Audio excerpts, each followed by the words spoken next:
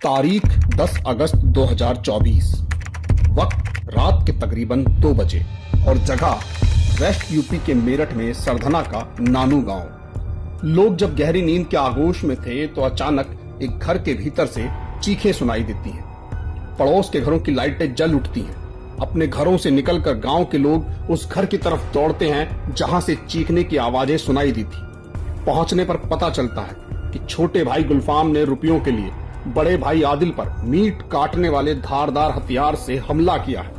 लहूलुहान हालत में आदिल को अस्पताल ले जाया जाता है, लेकिन इलाज के दौरान ही उसकी मौत हो जाती है। परिवार के लोग डॉक्टरों से झूठ बोलते हैं कि रात के अंधेरे में आदिल छत से गिर गया, जिसकी वजह से उसे ये चोटें लगी, लेकिन डॉक्टरों को उसके घाव देखकर हत्या का शक होता है। परिजन पोस्टमार्टम कराने से इनकार करते हैं और लाश को दफन कर दिया जाता है। इस बीच अस्पताल से पुलिस को मामले की खबर दे दी जाती है और अगले ही दिन पीसीआर आदिल के घर पहुंच जाती है।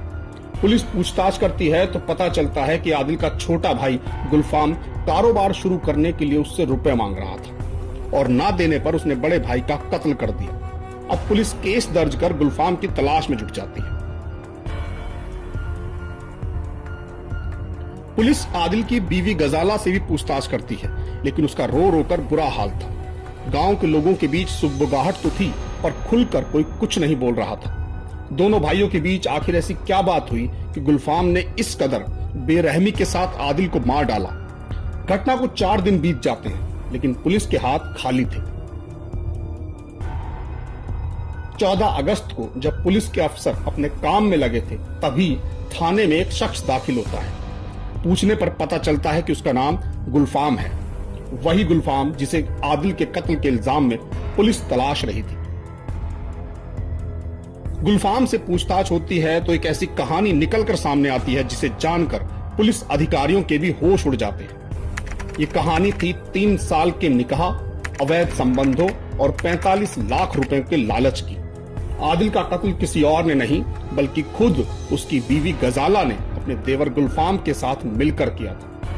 मुजफ्फरनगर की रहने वाली गजाला का निकाह मेरठ के आदिल से करीब 3 साल पहले हुआ था। दोनों की एक 1.5 साल की बेटी भी है। आदिल की मौसी की कोई औलाद नहीं थी, इसलिए उन्होंने उसे गोद ले लिया था। अपनी मौसी के यहाँ पला बड़ा आदिल उनकी मौत के बाद संपत्ति का वारिस बन गया और करीब 60 लाख रुपए कीमत का एक मकान उसे मिल गया। इस मकान को बेचने के बाद उसने 15 लाख रुपए पिता को दिए और बाकी के अपने पास रख लिए। काम के सिलसिले में पिछले कुछ दिनों से आदिल मुजफ्फरनगर में अपनी ससुराल में रह रहा था। इसी बीच आदिल की बीवी गजाला और उसके छोटे भाई गुलफाम के बीच एक नाजायज रिश्ते ने जन्म ले लिया। दोनों के बीच पहले बातें हुई और बाद में यह सिलसिला साथ जीने मरने की कस्मों तक पहुंच गया। इन दोनों के इस प्यार में सबसे बड़ी रुकावट था गजाला का शौहर आदिल। 10 अगस्त को जब आदिल अपनी बीवी को साथ ले जाने के लिए मेरठ आया तो गजाला और उसके देवर गुलफाम ने मिलकर एक प्लान तैयार किया। इस प्लान के तहत रात के खाने में गजाला ने आदिल को नींद की गोलियां मिलाकर खिला दी।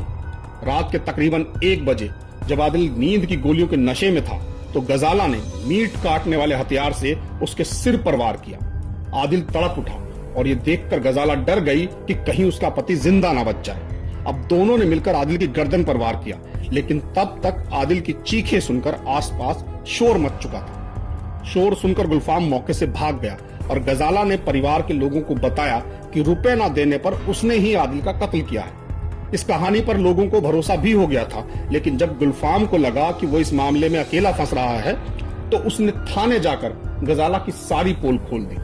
दरअसल गजाला का प्लान था कि आदिल के कत्ल के बाद मकान बेचकर मिले 45 लाख रुपए उसे मिल जाएंगे और वो गुलफाम से निकाह कर लेगी। हालांकि बाद में उसने गुलफाम को ही फंसा दिया।